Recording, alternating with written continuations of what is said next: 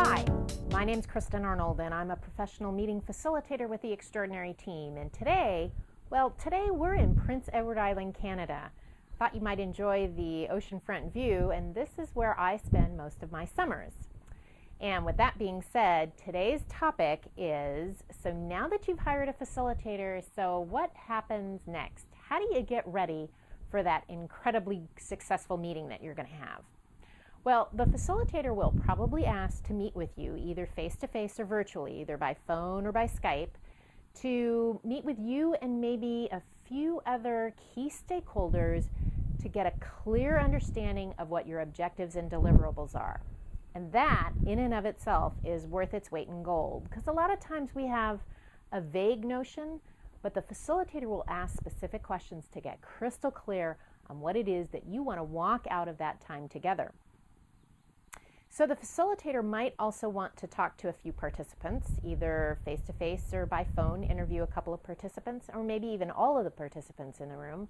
And if it's an even broader group, the facilitator might also say, maybe we should survey them. And oftentimes we're using web-based surveys these days.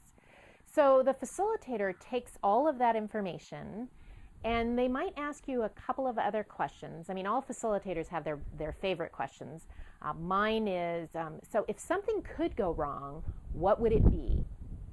And usually that makes people pause and think, but this way we can prevent those problems from happening in the first place. And then the last thing that the facilitator will probably ask is, how does that particular meeting fit in with the bigger picture, the broader scope of what's going on organizationally or culturally in the corporation or the work unit. So the facilitator takes all of that understanding of where you're going, because as the Cheshire Cat always said, if you don't know where you're going, any road will get you there. The facilitator then takes that where you want to go and develops a process, or I'm in Canada now, so I'll say process, develops a process for the group to get there smoothly, efficiently, and in a collaborative way. Now, designing that process should include an understanding of where you've been, where you are, and where you want to go, as well as what the jargon and terminology you've been using. So the facilitator needs to customize rather than layer over their own process, but to customize exactly what they're going to do for you. And this is a little tricky, and this is where experience comes in. I've been in this business for about 20 years, and I have an uncanny ability of designing a process that will get you from point A to point B smoothly and collaboratively.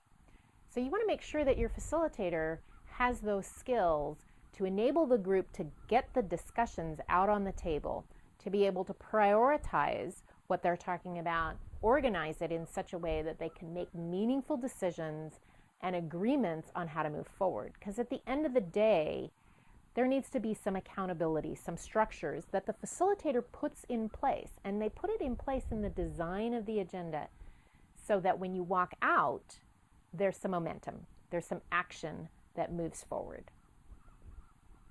So those are the things that facilitators do in planning and working with you in creating a meeting that goes fairly smoothly.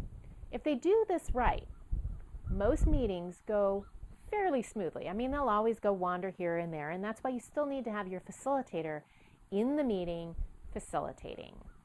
So my name's Kristin Arnold. I hope you got some great ideas about using facilitators and facilitation in the Extraordinary Team. So check us out at www.theextraordinaryteam.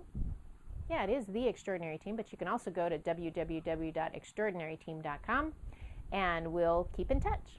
Thanks for listening. Thanks for watching, too.